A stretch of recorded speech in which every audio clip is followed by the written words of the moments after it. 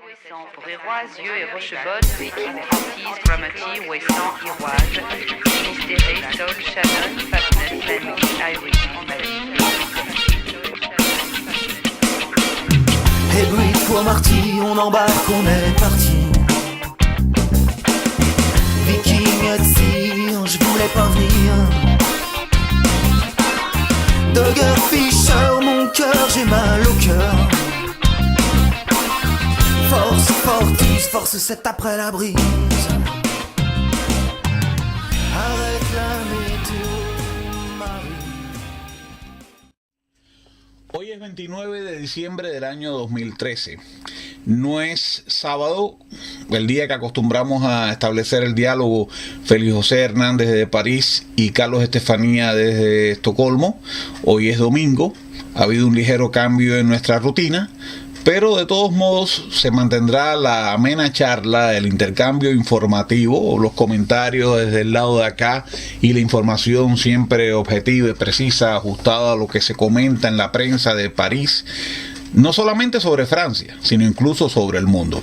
Hola Félix José, ¿cómo estás allá en la Ciudad de la Luz? Pues muy bien, amigo, muy bien, después de haber pasado una excelente Nochebuena y un día de Navidad que mejor no pudo ser, y preparándonos para la noche vieja que se nos avecina, en un París que hay unas temperaturas muy agradables, ni lluvia, ni nieve, estamos a 9, 10 grados de temperatura, la ciudad está repleta de turistas, y los parisinos se han ido en su mayoría para las casas del campo, de la familia, de las montañas, del mar, a la orilla del mar, pero bueno, estamos viendo un momento de tranquilidad, aunque siempre hay sus buenas y sus malas noticias, ¿no? Quiero decirle a quienes nos escuchen por primera vez que se trata de Félix José Hernández, un profesor latinoamericanista, profesor de lengua española, radicado en París, que ha sido colaborador por muchos años de la revista Cuba Nuestra. Cuba Nuestra es una revista, es la primera revista digital de los cubanos en Europa. Además apareció y ha aparecido muchas veces como una revista impresa, y de esta revista el director es quien está hablando en estos momentos, Carlos Manuel Estefanía. Pues bien, vamos a entrar al primer tema que nos trae Félix José, que es un tema bastante universal. Resulta que no solamente usted o yo o los suecos o mucha gente duermen mal, también los franceses están durmiendo mal. El 41% de los franceses que tienen entre 25 y 34 años declaran que la calidad de su sueño es mediocre, que tienen dificultades para dormirse, que se desvelan, se despiertan por la noche, insomnio, y todo esto es consecuencia del estrés en el cual pasan el día el 52% de ellos. Sin embargo, cuando se retiran a los 65 años, solamente el 17% tiene dificultades para dormir, o sea que parece que el retiro pues es muy bueno para pasar una buena noche. Sí, y esto es muy interesante porque aquí en Suecia la prensa aborda continuamente los problemas de sueño que tienen incluso los niños y los jóvenes. Es un problema muy extendido por todo el mundo. Evidentemente vivimos en un mundo cada día más similar, ¿no? Me refiero a sus distintas partes. Bien, otro tema que vamos a abordar que podría hacer bien, porque el deporte hace bien incluso para dormir, al menos en mi caso, es la obsesión que tienen algunas personas con hacer muchas horas de deporte por semana, ¿no?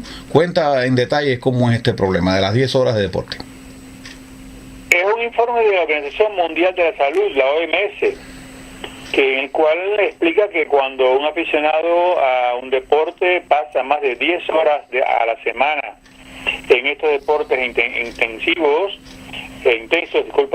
pues se convierte en una adicción. Y por lo tanto se reconoce como una conducta que puede ser una enfermedad, ya que se practica el deporte no como una forma para divertirse, para entrenarse, sino como una cosa obsesiva, lo cual puede traer a la persona problemas psíquicos e incluso psicológicos. Bien. Hay otro asunto, ¿no? Hay otros seres que pueden tener problemas incluso psicológicos, que son los animales. a veces hemos tratado el tema de los animales, el abuso con los animales o quizás los excesos en su protección, ¿no? No creo que sea un exceso que se declare un Día Internacional del Derecho de los Animales.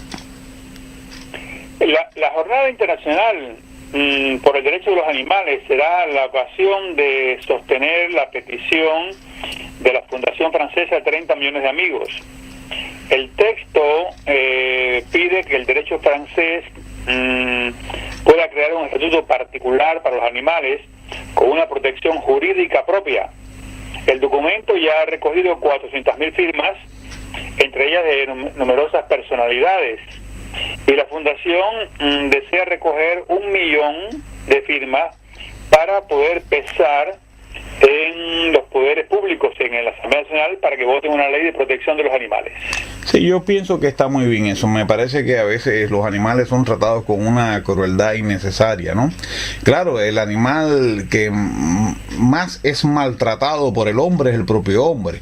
Así que tenemos que garantizar no solamente los derechos de los animales, sino de los animales racionales, que para mí son uno de los animales que más han sufrido esa condición de lobo de sí mismo que tiene el ser humano, ¿no? Pero bueno, bienvenido sea el Día Internacional de los Animales. Y hablemos de las plantas, hablemos del herbario más grande del mundo. Se encuentra en París, cuenta con más de 8 millones de especies, y Francia ocupa el número 1 en el mundo entre los países que poseen herbarios, hongos, algas, líquenes, todo tipo de vegetales, que el público podrá redescubrir en la Gran Galería Botánica de París después de 5 años de renovación. Y se pide al público que si conocen algún tipo de vegetal, algún tipo de hierba especial de su región, pues que lo informen, saquen fotos, lo envíen por internet, lo informen al herbario, porque puede ser que sea alguna especie que todavía no existe allí. En todo caso, el Museo Nacional de Historia Natural abrirá sus puertas y podremos contemplar 8 millones de especies de hierbas, lo cual es fabuloso. Eso es una cosa bella, sobre todo para quienes, como yo, aman la botánica. Para mí la botánica es una ciencia preciosa y me encantaría visitar ese herbario, ¿no? Y ojalá algún día en Cuba tuviéramos uno similar, ¿no? Hay otro tema que para mí es apasionante, ¿no? Desde joven, una vez cayó en mis manos un libro que se llamaba Shock del Futuro, que era era una parte de algo que se estaba desarrollando en aquella época, que era dentro de la sociología una especie de futurología, que era la proyección a partir de los logros científicos actuales, la proyección de estos mismos hacia el futuro y ver cómo se viviría en el futuro, ¿no? Eso me parece interesante y me gustaría que me contaras un poco cómo se trabajaría o cómo vamos a trabajar en el año 2053. Pues es un estudio muy serio. Dentro de 40 años, ¿cómo vamos a trabajar? Nosotros no. ¿Cómo trabajarán nuestros hijos o nuestros nietos? Y la Agencia Nacional por la Mejoría de las Condiciones del Trabajo, que se llama la ANAT, ha hecho un gran estudio sobre proyecciones realistas. Y para empezar, adiós a la oficina va a desaparecer. No hay necesidad de pasarse el día entero entre 4 paredes, cuando uno puede ser muy eficaz desde su casa o sentado en un café. Los espacios que ellos llaman de coworking van a acoger a los asalariados de universos diferentes. Se van a acabar los jefecitos que le hacen la vida imposible a los empleados y habrá una especie de jerarquía más suave, menos piramidal, y los empleos que son difíciles o repetitivos, ¿qué pasará con ellos? Pues según la organización, pues esos empleos serán efectuados por robots. De aquí a tratar de optimizar la gestión de los días para recuperar tiempo libre. Sabes que este es un tema sobre el cual he reflexionado mucho, ¿no? Por supuesto, de joven, cuando me imbuía de esas novelas de ciencia ficción que nos hablaba de una sociedad futura donde disculpa que si escuchas algo extraño, están sonando aquí los fuegos artificiales, entonces quizás el ruido llegue hasta acá, hasta el micrófono, ¿no? De joven, cuando leía sobre ciencia ficción, me fascinaba una sociedad futura donde el hombre sería liberado de los trabajos más rudos. Pero hay algo que estamos contemplando y que de alguna razón, o sea, que alguna razón le daba aquel movimiento ludita que le emprendió contra los tejares, las hiladoras mecánicas en el siglo, a principios, mediados del siglo XIX, ¿no? Estamos viendo que el desarrollo tecnológico lo que está creando es una masa superflua de gente que no tiene trabajo. Entonces a mí me preocupa mucho que esta creación de esa masa superflua, incluso de ella hablaba Hannah Arendt cuando hablaba de la posibilidad de que los métodos de exterminio aplicados por los nazis se vuelvan a establecer todavía una escala mayor. Esta masa de trabajadores superfluos que crea esto, pues se está solucionando de una manera para mí muy clara, que es lo que yo llamo el paradigma malthusiano. O sea, estamos liberando al hombre del trabajo, pero estamos liberando a la humanidad o a la tierra del propio hombre. Entonces hay que tener mucho cuidado con las políticas que se van a llevar, porque si el precio de racionalizar empleo gracias al avance tecnológico, aunque nos quitemos a los jefes de encima, es deshacernos de los seres humanos, pues yo creo que entonces no vale la pena ese desarrollo. Yo quisiera que hubiera un desarrollo para liberar a los hombres de los trabajos rudos y repetitivos, pero no para liberar a los hombres del derecho a existir. Este es un tema muy delicado y no creo que se haya abordado ese otro lado de la cuestión en ese informe. Después buscaremos más información sobre ese informe, tú me la traerás la próxima vez, ¿no? Vamos a hablar de otro tema relacionado con el empleo y es el tema de las mujeres empresarias. Mira, te voy a poner un ejemplo. Cuando yo llegué a Francia en el año 81, al llegar al metro, había que ir a la taquilla, comprar el billete de metro a una persona que estaba detrás o el abono de transporte. Ahora no, prácticamente no existe en París nadie detrás de una taquilla. En máquinas compra los billetes de metro, en máquinas compra los abonos de transportes. Cuando yo llegué aquí, los correos funcionaban como en Cuba, las oficinas de correo. Ahora no, ahora tú llegas, pones tu carta o tu paquete, lo que sea, sobre una pieza especial electrónica, con el dedo marcas qué es lo que si quieres, si es certificado, servicio rápido, servicio lento, aéreo, terrestre, si es paquete, si es carta, y pones todo, te dice el precio, introduces tu tarjeta de crédito y te da la etiqueta que la pones y ya está, y la dejas allí. O sea que prácticamente los empleados de los correos han desaparecido, los empleados de metros han desaparecido y así en tantos lugares.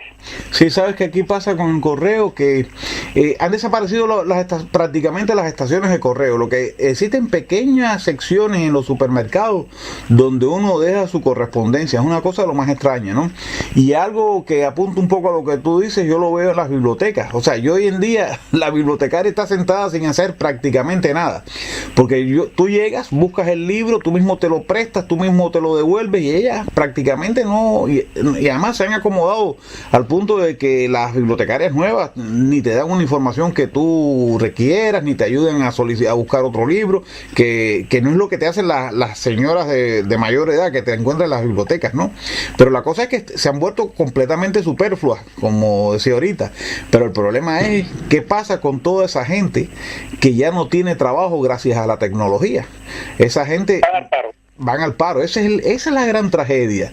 Entonces yo no sé, yo recuerdo que cuando yo estudié en Rusia era un país muy contradictorio porque por un lado en el plano teórico eran capaces de desarrollar la astrofísica o las ciencias más complejas, pero en el plano práctico tú veías gente trabajando como se trabajaría en la Edad Media frente a la Universidad Lomonosov. Yo en una época hice algún dinero trabajando en una fábrica de la construcción y aquello para mí era lo más atrasado que había y se pasaba mucho trabajo, ¿no? Y me parecía una barbarie aquello, pero si el precio de la tecnología es que ese trabajador no tenga ningún empleo, pues entonces un poco de atraso puede ser una extraña solución. No es la solución óptima. Yo creo que debería lograrse un sistema donde las personas puedan seguir siendo creativas de algún modo y por supuesto estén liberadas de los trabajos rutinarios que en definitiva al final embrutecen, ¿no? Bueno, vamos entonces a entrar en el tema que aquí en Suecia es muy controvertido, el tema de las mujeres empresarias. Bueno, en Francia hay solamente un 3% de mujeres que han creado sus empresas o que son propietarias de ellas, mientras que muchas desearían serlo. Y entonces Bilinky.com es la primera red social dedicada a la creación de empresas por las mujeres y se encarga de motivarlas. Y según esta asociación, pues basta dar un empujoncito para que las mujeres se lancen al agua. Y es por lo cual este sitio ha lanzado un concurso que se llama Mi Primera Empresa. Y la ganadora obtendrá 25.000 euros y una ayuda personalizada para que pueda montar su proyecto. El concurso está abierto a todas las mujeres mayores de 18 años que nunca hayan creado una empresa y que tengan un proyecto que sea operacional inmediatamente. Pues aquí el tema de la mujer empresaria es en otro nivel. O sea, lo que se observa es que en las grandes empresas los directivos son mayoritariamente masculinos, ¿no? Y es algo que choca mucho en un país muy igualitario entre los dos sexos como es Suecia, ¿no? Entonces, lo que se ha propuesto por parte de las falanges feministas es crear un sistema de cuota, una especie de discriminación positiva, pero sin embargo, aquellas mujeres que han logrado un espacio dentro de las direcciones de empresas se oponen a eso porque no quieren que a ellas se les dé un puesto por el hecho de ser mujer, sino por el talento, ¿no? Yo creo que eso es lo que debe existir. En estos problemas de la discriminación positiva, yo lo que creo que habría que destruir los mecanismos estructurales que impiden que el talento sea el que prime, ya sea cuando es un problema de raza, un problema de sexo. No me gusta usar ese término ambiguo que utilizan los teóricos, los dogmáticos de la ideología feminista, que es el género, ¿no? Yo hablo claramente del sexo biológico, ¿no? El género es una construcción cultural que también existe y se puede debatir y se puede utilizar en cierto contexto, ¿no? Pero para ser más claro, yo creo que cuando se trata de sexos, cuando se trata de etnias o de colores de la piel, lo que debe primar es el mérito de la persona. No que porque yo sea mujer, porque yo sea negro, porque yo sea musulmán, me den necesariamente un puesto, sino porque me lo den por mis méritos, ¿no? Ese es el debate que hay acá, ¿no? Bueno, una cosa que me parece que es muy nutritiva y que de alguna manera la probé durante mi último viaje a México, en este caso fueron como unas especies de oruga que me invitó mi hermano a comer, ¿no? Pero creo que los insectos tienen una carga proteica muy grande, ¿no? Mira, amigo, yo no es que sea especial, pero por ejemplo, en Italia, en el sur, en las islas, se come pulpo. Yo cuando veo el pulpo, a mí me encanta el calamar, pero cuando veo el pulpo en el plato y me imagino el animal vivo que he visto en reportajes, no me lo puedo comer. Aquí en Francia, escargot, las babosas se comen y es un plato muy fino. Yo no me las como, es imposible, no me las como. Y cuando yo fui a Tailandia, me recuerdo, en Chiang Mai y en Bangkok, fui a los mercados y vi como allí se mataban a los perros, a los gatos, comían la gente cucarachas fritas, lombrices de tierra fritas, alacranes, escorpiones fritos, todo lo que se mueve se come. Y entonces te aseguro que estuve 17 días sin comer ningún tipo de carne, ninguno, porque yo decía, ¿qué carne me están dando? Estuvimos en Laos y nos brindaron con un licor especial muy bueno, y cuando vi que el cucharón lo metían en una especie de pote muy muy grande, adentro había 2 bolitas unidas por un hilo, una especie de hilo de tripita, y pregunté qué era, y me dijo la guía, son testículos de tigre. Esto es un licor de testículos de tigre que es muy fuerte, que da mucha virilidad. Fui al servicio sanitario y vomité la vida. Pero bueno, esto para decirte que no es que yo sea mono, como decimos en Cuba, pero ahora aquí se ha puesto de moda comer saltamontes, larvas, gusanos, y esto se encuentra nada menos que en los supermercados. Según dicen los especialistas, por ejemplo, 100 gramos de grillo aportan la misma cantidad de calorías que un bistec de 150 gramos. Y así los insectos ahora se convierten en una especie de tendencia en los platos y ya se venden en muchos supermercados franceses. Pero yo te aseguro que yo prefiero comer como comían mis padres, mis abuelos y todos mis antepasados, ¿no? Sí, estoy de acuerdo contigo que tenemos hay ciertos, vamos a llamarles tabúes culturales que nos impiden acercarnos a esas variedades, ¿no? Pero evidentemente los franceses les gusta el experimento, ¿no? Ah, sí. Bien, bueno, vamos a dejar en la comida los insectos y vamos a pasar al éxito musical del verano. Lo puedes hacer tú o yo. Yo no, quizás tú. ¿Cómo? Resulta que es Sony, la compañía Sony lanzó un concurso internacional con motivo del Mundial de Fútbol. Y la canción que ganará puede ser en inglés, español o portugués. Y formará parte del playlist oficial. Los candidatos tienen hasta el 6 de enero para enviar su vídeo al jurado, compuesto entre otros por Ricky Martin. Ricardo Martínez, ¿sabes? El boricua se llama Ricky Martin, aquel de 1, 2, 3, un pasito para adelante, María. Sí, yo me acuerdo. Entonces, los que lo envíen, pues tendrán el resultado en el mes de febrero y se convertirán en el éxito internacional del Mundial de Fútbol.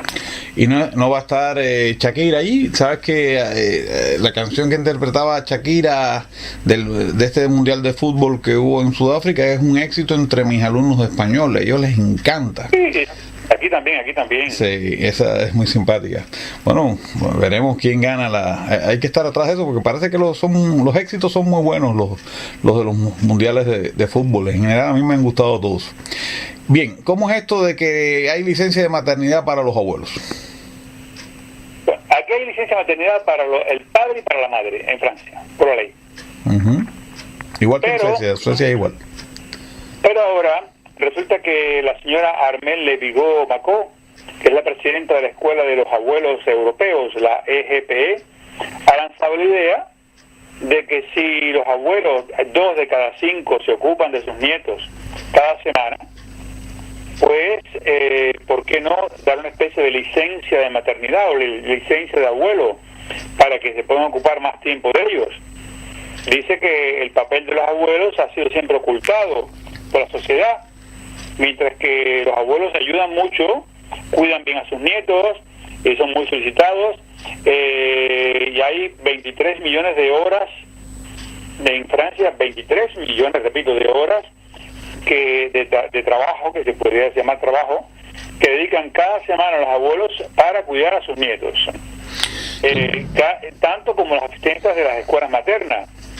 Y los abuelos que están activos, que todavía trabajan, no están retirados, sienten culpabilidad de no poderse ocupar de los niños. O sea que esa especie de licencia pagada a los abuelos que trabajan pudiera permitir que ellos estuvieran en igualdad de derechos con los que ya están retirados. Y como ahora para retirarse hace falta más años de trabajo, pues cada día serán más los abuelos que se sentirán culpabilizados. De ahí que el Estado debe tomar una medida para ayudar a los abuelos a cuidar a sus niños, a sus nietos. Mira, estoy completamente de acuerdo. Lo que es muy triste es que las medidas que se toman van, por lo menos en Suecia, y creo que a nivel general en los países desarrollados, van en línea completamente opuesta.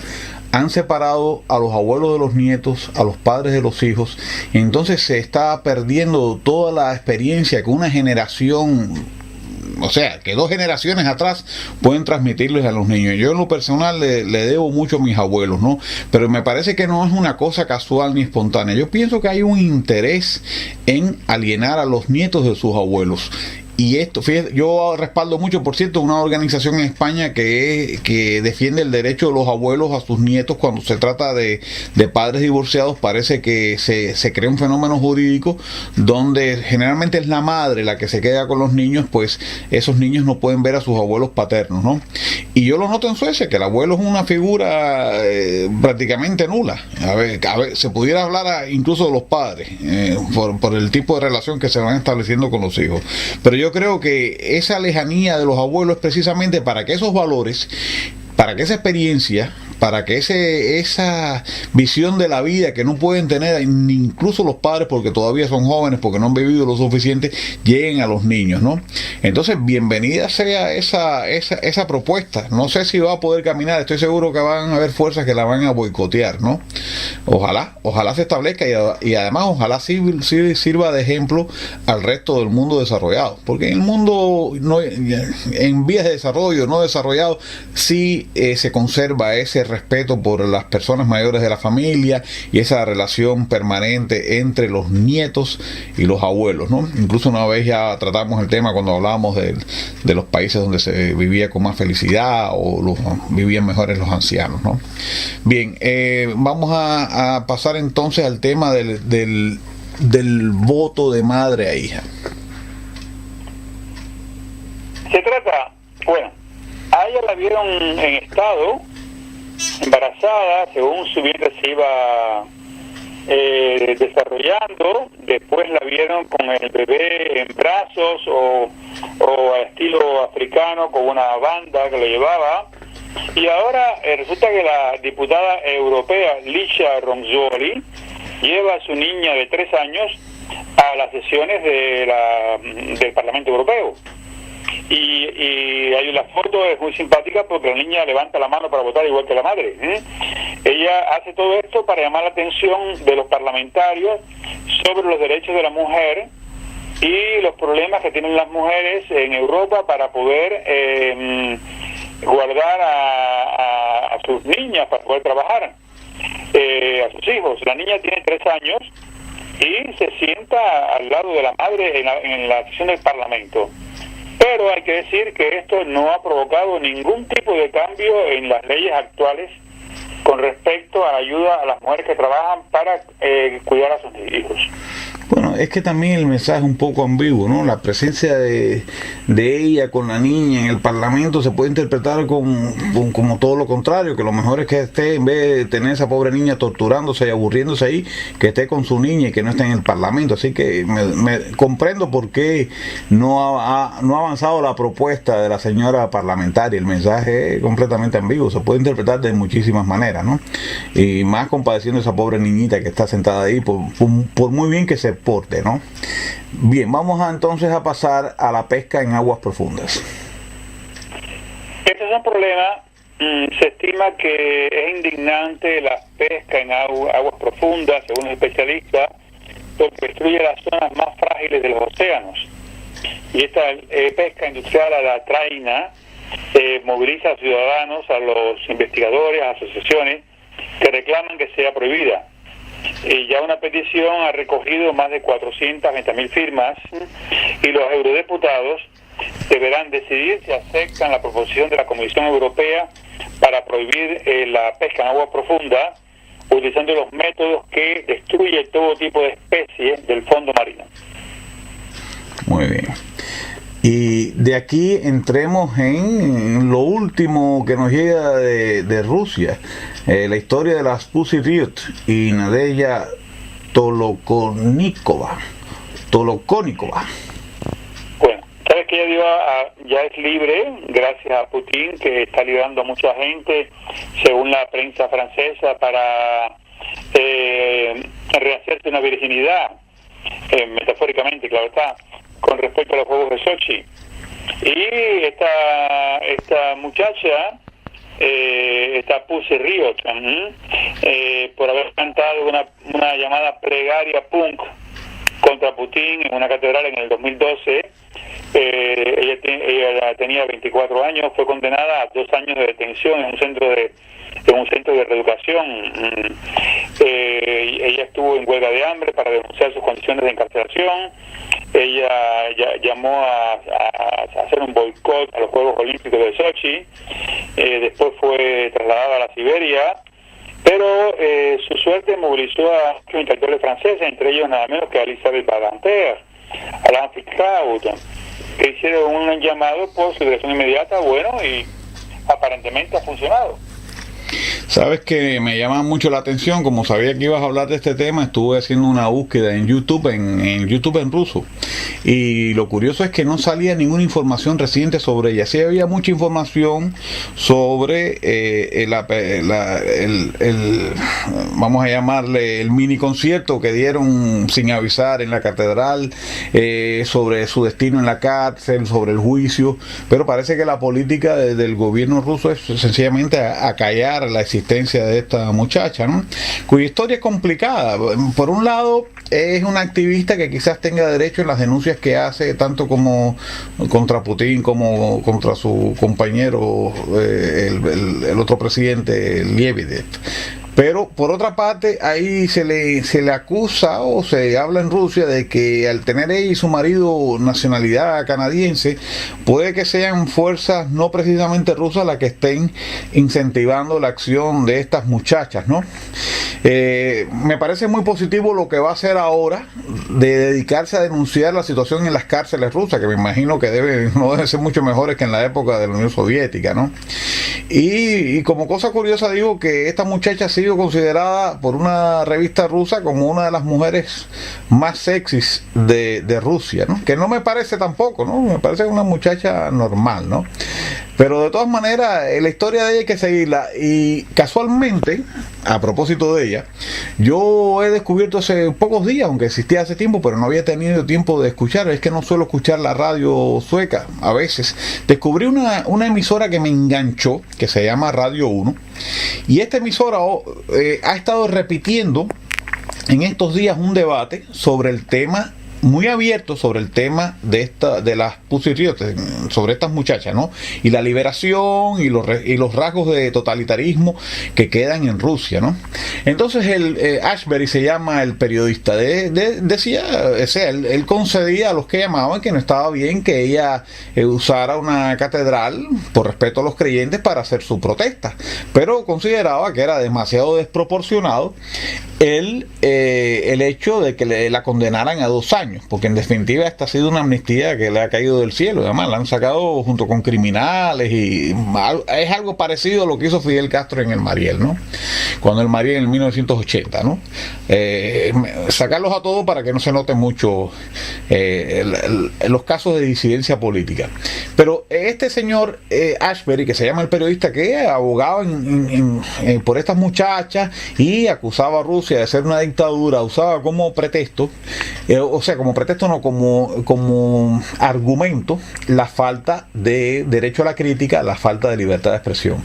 Pero lo curioso es que esta radio, que he descubierto que es la radio más abierta que ha habido en Suecia en su historia, porque es una radio que toca temas, aunque los conductores son muy políticamente correctos, tienen sus propios criterios, pero no se apartan de un pensamiento que yo pudiera decir que es un pensamiento más o menos oficial. Sí dejan hablar mucho a la gente y son muy provocativos. Pues bien, esta radio va a terminar en estos momentos. Entonces, a veces acusamos a Rusia, y con toda la razón la acusamos de no respetar los derechos humanos, de no dar espacio a la tolerancia, y nos encontramos que del lado occidental también el control y la censura funciona a su manera. Entonces, bueno, yo estoy con la lucha de estas muchachas, pero yo quiero que también acá, entre nosotros, quiero decir, del lado de la Europa occidental, se luche por el derecho a la libre expresión, porque esa libre expresión está de alguna manera administrada, ¿entiendes? Entonces me parece que necesitamos también unas cuantas Pussy Riot del lado de acá, del lado de Suecia, supongo que también del lado de Francia, ¿no? Bien, vamos a la noche vieja de los niños ingresados en los hospitales. Para apoyar a los ateliers, o sea, los talleres de los hospitales, ha tenido una buena idea de solidaridad la casa Cyrilus. Es una cadena de tiendas de ropa de niño que va a dar 4 euros a la asociación Niño y Hospital por cada venta de un sobre de tarjetas de felicitaciones de fin de año y Navidad que vale 9,90. Esta campaña se lleva a cabo en las 60 tiendas por toda Francia y el objetivo es financiar los talleres Colibrí de informática, fotonumérica, destinadas a los niños y a los adolescentes, y sobre todo que van a recibir esas clases el 31 de diciembre esperando el año nuevo, los que estén en mejores condiciones o a más temprano. O sea, es una cosa yo creo que positiva, que Cyrillus, que vende ropa de gran calidad y por lo tanto no muy baratas, pues se ocupe de los niños que están ingresados en los hospitales por Navidad y Año Nuevo. No, y por supuesto que esto les da un muy buen nombre, ¿no? Bien, yo pienso que a los niños, y no solamente a los niños, les gustan lo que nosotros llamamos tenis, ¿no? Los zapatos, originalmente aquellos zapatos para jugar tenis, ¿no? ¿Qué tiene que ver con estos tenis en general, o qué son en sí los tenis bling bling? El bling bling es lo que brilla, lo que resalta. Por ejemplo, aquí se dice que alguien es bling bling cuando lleva una manilla, un reloj, una cadena de oro, una sortija, o sea que parece un árbol de Navidad. Claro. Es bling bling. Es bastante onomatopeico. Exactamente, pero entonces hay un look chic y cool. O sea, ser elegante y al mismo tiempo ser de casual, y entonces durante las fiestas se han puesto de moda llevar unos tenis altos. ¿Te acuerdas de aquellos US Cadets que son altos? Sí. Pues, pero en cuero de lamé, dorado. Uh-huh. Y entonces muchos jóvenes pidieron este tipo de zapatos, de zapatillas, en la lista de regalos de Papá Noel para Navidad, ¿eh? O sea que el 31 de diciembre veremos a muchos jóvenes con traje, cuello y corbata, o a muchas chicas con vestidos muy elegantes y con los tenis dorados de lamé.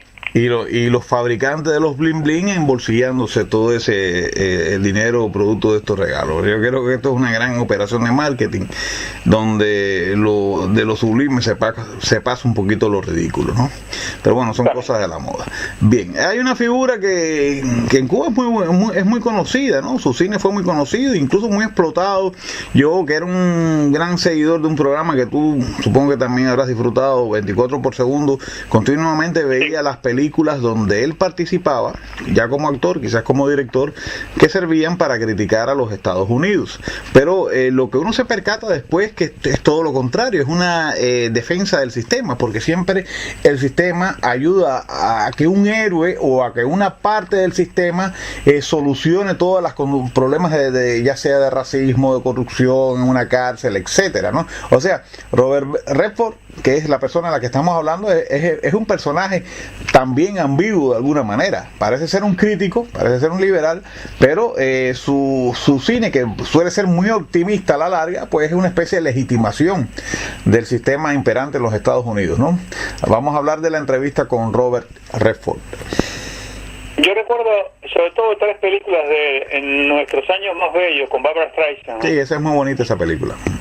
Los hombres del presidente y Out of Africa, sobre la vida de Karen Blixen. Uh-huh. Y resulta que ahora él ha dado una entrevista a un importante periodista francés, Franck Rousseau, y aquí tengo un extracto, las 2 preguntas y 2 respuestas de la larga entrevista. Uh-huh. Él le dice, el periodista dice, usted conoció muy joven la fama, ¿y cómo pudo hacerle frente? Y él responde, en mi inicio yo pensaba que la fama no me aportaría cosas bellas, pero me desencantó muy rápido, porque en los años 70 yo tuve momentos que fueron difíciles. Un día estaba caminando por Manhattan y me cayó atrás una banda de enfermeras que después de atraparme me arrancaron la ropa, me arrancaron hasta los cabellos y yo logré escaparme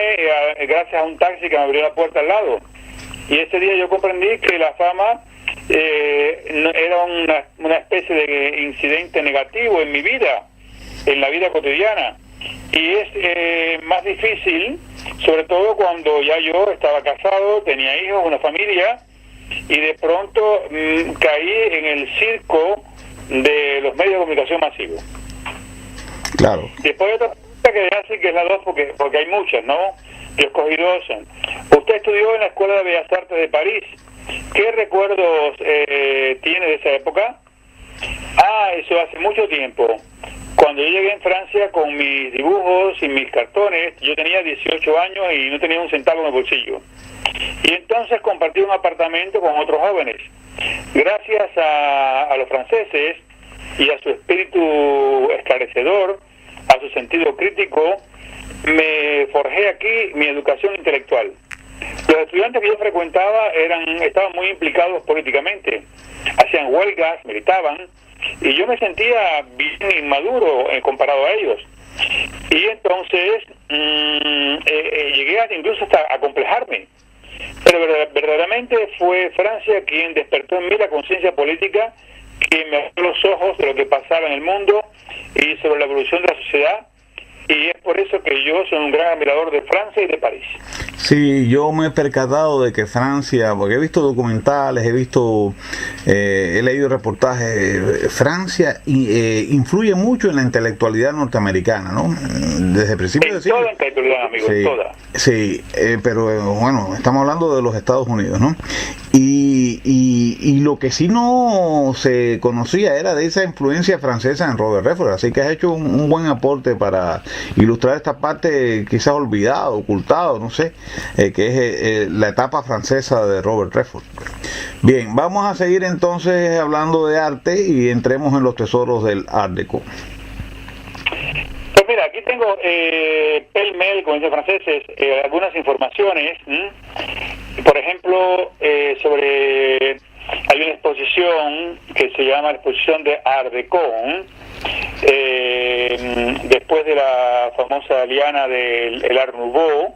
El Art Deco exaltó la geometría, las líneas puras, los contrastes marcados, como sobre todo el famoso retrato de Suzy Solidor que hizo Tamara de Lempicka. Y esto es una exposición que está en París, en Chaillot, hasta el día 17 de febrero. También hay otra exposición que se llama La moda en los años de la guerra. Entre el año 40 y 45, la moda se fue de París y retrocedió hasta la ciudad de Lyon, que es la tercera ciudad de Francia, y se adaptó a las penurias que había. Y para ilustrar cómo las mujeres inventaban en un país donde se acabó la tela, se acabó todo, hay una serie de épocas de fotos de la época, de trajes, de películas, de todo, y es una exposición que tiene lugar en el ayuntamiento del distrito 7 de Lyon. Y no es la primera vez que pasa, porque la Primera Guerra Mundial también marcó un cambio en la moda, sobre todo en la vestimenta de las mujeres, ¿no? Aparece supongo que fue por la incorporación violenta que tuvo que traer de la mujer a la industria, con los hombres peleando en los frentes y los miles de muertos que hubo, ¿no? Ese pelado garzón, esa falda recortada, es un resultado directo en este caso, de la Primera Guerra Mundial. Así que las guerras y las modas parece que van de la mano, ¿no? Bueno, vamos a hablar de la popularidad de Jean-Jacques Goldin, el número 1, y François Hollande, el número 49. Como cada año han hecho una encuesta de quiénes son los personajes preferidos por los franceses. Y este año, por segundo año consecutivo, Jean-Jacques Goldman es un cantante, un muy buen cantante, pero que desde hace varios años se retiró joven y se ha dedicado, él era cantautor, se ha dedicado solamente a componer canciones para los otros. Y de nuevo es el personaje preferido de los franceses. Sin embargo, muy atrás, está el señor François Hollande, presidente de la República. El segundo lugar es un actor de cine negro, y el tercer lugar es una actriz cómica enana. Disculpa. O sea que los franceses prefieren a los actores de cine, a los cantantes y a los cómicos que a los personajes científicos o del mundo intelectual o de la política. Sí, no, y en el caso de François Hollande, me parece que un personaje bastante falto de brillo, realmente. No me extraña que tenga ese puesto, ¿no? Bien, vamos a entrar ahora en un tema que a ti te apasiona, a mí también, que es el tema de la literatura. Vamos a hablar de 6 libros. Vamos a hablar de la Génesis de Salgado, vamos a hablar de la saga de Eiffel, vamos a hablar de Dios Forever, vamos a hablar de El abuelo Picasso, del diccionario amoroso de Versalles, o Versailles, ¿no? Y vamos a hablar de arte, destinos trágicos. De todos ellos. Pues mira, son que en estos momentos son éxitos de ventas, pero al mismo tiempo no solo son éxitos de ventas, sino son bellos libros, muy muy bellos libros. Y según la prensa, pues son parte de los regalos que han hecho los franceses por Navidad o que están haciendo en estos momentos. Uno de ellos es Génesis, de Sebastián Salgado. Las fotos de este chileno nos ofrecen un mundo vivo, secreto, lleno de fuerza y de poesía. Son fotos verdaderamente dignas de una exposición. También hay otro libro que se llama Eiffel par Eiffel, o sea, Eiffel por Eiffel. Y es que Gustavo Eiffel era un ingeniero que tenía mucho genio, pero también era un hombre, era un humanista y era un patriarca atencionado con su familia, según lo cuenta su tataranieto, que escribe esta biografía ricamente ilustrada con fotos de la época. Y otro libro se llama Dior Forever, o sea, Christian Dior para siempre. Y es hundirse en la suntuosa elegancia a la francesa. La historia de la célebre casa desde su creación por Christian Dior en el año 1946 hasta las últimas colecciones de Raf Simons. Hay numerosas ilustraciones acompañadas de los croquis hechos de la mano de Christian Dior, incluso las invitaciones a los desfiles. El libro lo hace Karl Lagerfeld. Y un monstruo sagrado, como dicen aquí, o es un fresco magistral, el libro Picasso, Retrato íntimo. El autor nos dibuja las diferentes facetas de Picasso, su abuelo, al que él conoció muy poco, pero bueno, nos escribe, mejor dicho, las relaciones de Picasso con las mujeres, con la política, con el dinero. Y la iconografía pues combina fotos con dibujos, grabados y obras mayores del maestro. El libro se llama Picasso Portrait Intime. Y después tenemos el libro de Frank Ferrand, Diccionario amoroso de Versalles. El libro explica la construcción, los jardines de Le Notre, los huéspedes que vivieron en él. Es un paseo a través de la historia, de la rica historia del castillo, que se considera como prácticamente el más bello del mundo. Y para terminar, el sexto libro se llama Les Artistes Maudits, los artistas malditos. Son los destinos trágicos, sexo, droga, existencias de locuras.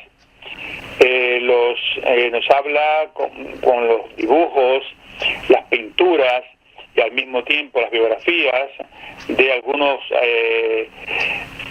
grandes pintores y escultores como los rebeldes Toulouse-Lautrec o Basquiat, los que fueron los mártires como Géricault y Van Gogh, o los talentos que fueron completamente ignorados en vida y reconocidos después de su muerte, como es el Greco o Camille Claudel. O sea, sus recorridos, sus vidas son narradas magistralmente en este libro de Resumí de Mignot, ¿Sabes qué? de la autora Le Beaux-Arts. Ajá. Disculpa que te interrumpiera, ¿no? Pensé que ya estabas terminando. Sabes que este tipo de libros, que a mí me interesan, por supuesto, ¿quién no quiere conocer las intimidades de los grandes artistas, ¿no? A veces también me preocupan porque los mediocres que no pueden alcanzar o que les falta el talento para llegar a donde han llegado estos artistas de éxito, pues a veces imitan sus peores facetas, ¿no? Y eso me recuerda una anécdota, un viejo cuento chino de una princesa que era muy bonita, pero hacía una mueca, parece que tenía un dolor en algún lugar y hacía un gesto de dolor permanentemente, era un tips, no sé, y el cuento chino hablaba de unas sirvientas que imitaban el gesto pensando que así iban a asumir la belleza, ¿no? Y lo mismo pasa con los grandes artistas, que entonces quienes no logran ser como ellos o creen que gracias a esto lograrán el éxito, pues pueden imitar esas trágicas vidas, ¿no? De todos modos, dichosos los tiempos en los que la gente, sobre todo la juventud, se distraía leyendo, ¿no? Hoy la lectura se hace cada vez más inhabitual en la juventud y es sustituida, entre otras cosas, por los juegos de video, hasta el punto de que el príncipe William es un adicto más de los juegos de video. Pues es un adicto. Y a él se le fue, o lo dijo a propósito en una entrevista, que le gustaría tener la consola de juegos PS4. Lo dijo así normalmente. Pero ¿qué ocurrió? Que inmediatamente agregó, pero bueno, yo no sé si Kate estaría de acuerdo, porque ella no le gusta mucho verme con consolas de juego. Pero el servicio de comunicación de la casa Sony tuvo piedad del pobre príncipe y se apresuró a enviarle un mensaje diciendo que le iba a pedir una de regalo. Así la marca japonesa manifiestamente no se interesa mucho a la paz entre el matrimonio del príncipe, ¿no? Pero es una buena publicidad para ella. Uh-huh. Bueno, vamos a dejar a los príncipes y a los aristócratas y vamos a volver de nuevo al mundo del arte cinematográfico, ¿no?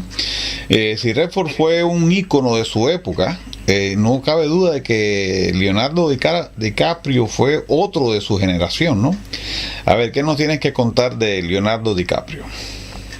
Pues mira, te lo cuento porque ha salido en varios periódicos, si no, no lo contaría, ¿eh? Es un cotilleo. Resulta que... Disculpa. Resulta que parece que Leonardo DiCaprio ha sido muy beneficiado por la naturaleza. Parece que el intérprete de Titanic pues está muy dotado en algunas partes en sus órganos genitales. Y esto viene de Bobby Brown, que en la época en que ella era novia de Tommy Lee, que al mismo tiempo era un ex de Pamela Anderson, hay que tratar de seguir esa historia, ella afirmó que había tenido una aventura con DiCaprio y cuenta que se impresionó en una forma increíble por la dimensión de lo que ella vio cuando le desabotonó el pantalón a DiCaprio. Hay que decir que esta chica tenía una cierta costumbre de ver cosas así muy grandes, porque Tommy Lee tenía reputación también de ser muy bien dotado. Bueno, en efecto, la sorpresa está en que entre el rostro angelical de aquel chico que filmó Titanic, que hizo emocionarse a las teenagers del mundo entero, porque él tenía solamente 19 años, y su virilidad triunfante, es impresionante, y todo esto gracias a Bobby Brown. Bueno, parece que no solamente es el talento artístico lo que caracteriza a DiCaprio, ¿no? Sabe Dios si habrá combinado ambas gracias para hacer su carrera, nunca se sabe. Nunca se sabe. Ahí se abren caminos, la competencia ahí es grande y yo pienso que a veces apelan a todos los recursos, incluso quizás a esta gracia. Bien, vamos a entrar entonces en otra figura de los medios en general, que es Kim Kardashian. Pues mira, aquí tenemos que esta señorita tiene una generosidad un poco relativa, porque ella se declaró que ella había sido muy golpeada por el drama de los miles de huérfanos y de sus familias después que pasó el tifón por las Filipinas, y así ella le dio una especie de arranque de generosidad. Y para recoger fondos para esos pobres niños huérfanos y esas familias destrozadas, decidió poner a la venta algunas de sus más bellas piezas de moda en eBay. Pero bueno, hay un bemol, porque después resulta que anunció que del precio de la venta solamente el 10% sería dado para esas personas. Pues, se calcula que su fortuna personal supera los 40 millones de euros, por lo cual el sacrificio que ella va a hacer y su generosidad son un poco, podemos decir, limitadas, ¿no? Claro. Bueno, pasemos entonces a Eminem y su arrepentimiento por haberse drogado. Sí, Eminem, este rapero, él se habló sin ningún tipo de tabú en una entrevista que dio a la revista Rolling Stone, y explicó que él al inicio le costó mucho trabajo controlar la fama que él adquirió, y para calmar sus angustias provocadas por su nuevo estatuto de estrella, pues consumió droga, pero que él estaba muy arrepentido y que él quería llevar un mensaje positivo y mostrar el ejemplo, y sobre todo advertir que la droga puede llevar a la muerte del que la consuma.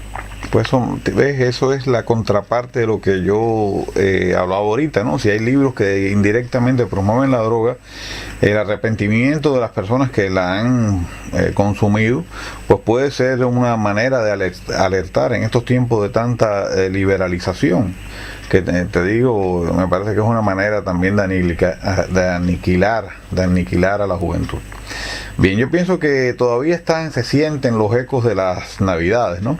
Y que sería un buen cierre para este diálogo de este domingo 29 de diciembre, a punto de terminarse el año, ya falta pocos días, pues un buen cierre sería que habláramos de los mercados de Navidad. 26.800.000 personas han visitado los mercados de Navidad franceses para comprar decoraciones, dulces, productos locales, etcétera. Un gran árbol de Navidad de 31 metros de altura que costó 3 semanas de trabajo para decorarlo, 300 chalés iluminados en toda la ciudad, más de 500 animaciones. Ya van 4 siglos y medio que se desarrolla el gran mercado de Navidad en la ciudad de Estrasburgo, y todo esto ocurre allí. Es parte de su reputación, viene gente de toda Europa. Fue creado en el año 1570, es el mercado de Navidad más antiguo del continente. Pero bueno, también desde París, Tolosa, Lille, León, hay 37 mercados oficiales de Navidad, contra 2.234 en Alemania. Pero incluso aquí en París, hasta el mercado de las pulgas de Saint-Ouen tiene su mercado de Navidad. Es una cifra muy subestimada, según Olivier Mas, fundador del sitio Noel.org, que tiene el repertorio. Si uno suma los kioscos de las asociaciones de chalés, los de los pueblos, etcétera, pues la cifra puede pasar a 30.000 mercados en Francia. Ahora, ¿cómo se puede explicar este entusiasmo por los mercados de Navidad? Sobre todo porque en el ser humano francés, en este caso, hay una necesidad de sueño, una necesidad de magia. Allí todo está decorado con guirnaldas, se pueden comprar dulces, perfumes de la canela, pan de especies, charcuterías, productos que recuerdan la infancia.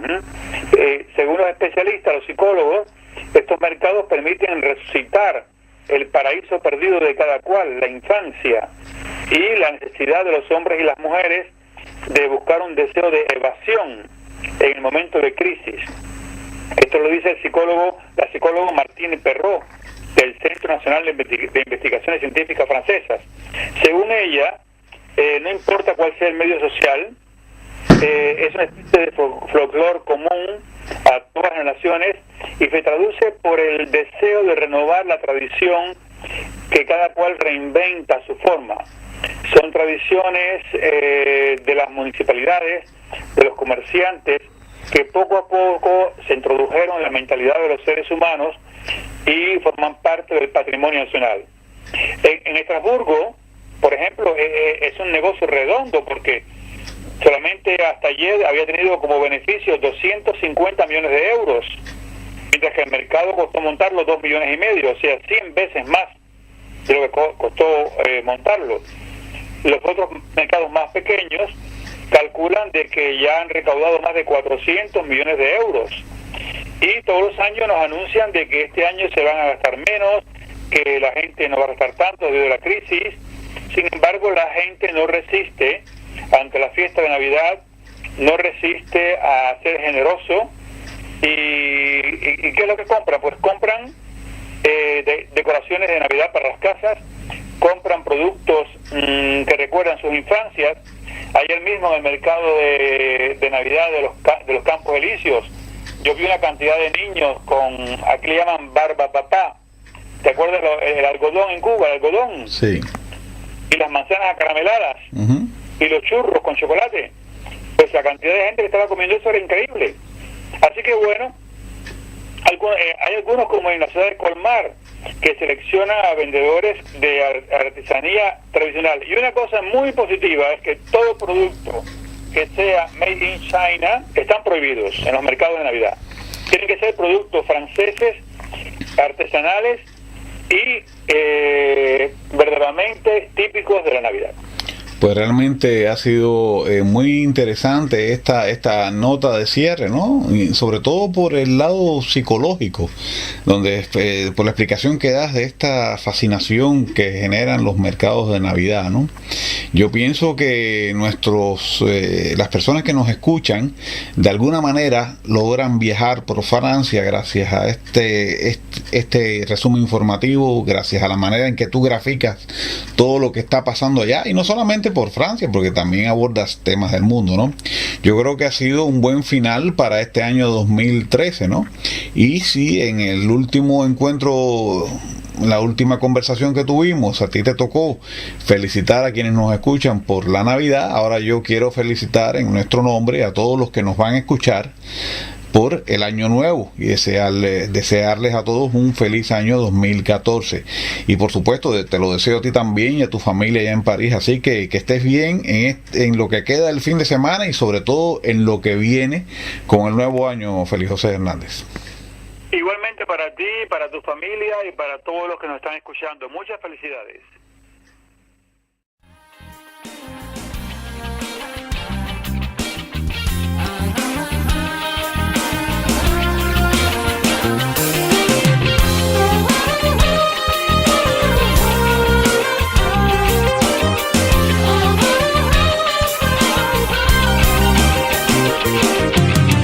Un beurre tamise commence chez ma chemise.